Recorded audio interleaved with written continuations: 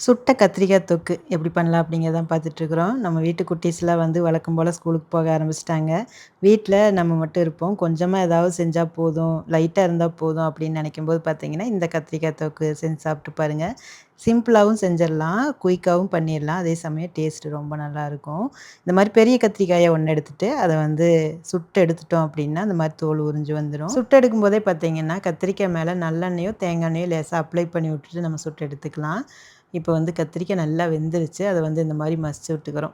கத்திரிக்காய் யாருக்கெல்லாம் ரொம்ப பிடிக்கும்னு சொல்லி சொல்லுங்க. எங்க வீட்ல எல்லாருக்குமே பிடிக்கும் கத்திரிக்காய்னா.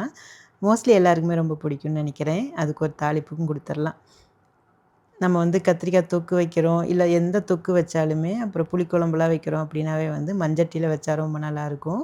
அந்த மாரி மண்சட்டி வச்சு தான் ஒரு தாளிப்பு குடுத்தாச்சு. அதில வந்து நம்ம வந்து புளி கொஞ்சமா சேர்த்துட்டு, அப்பவே வந்து சர்க்கரையும் சேர்த்துக்கிறோம். இப்போ வந்து பெருங்காயத்தூளும் சேர்த்துட்டு நல்லா கொதிக்க விடுறோம்.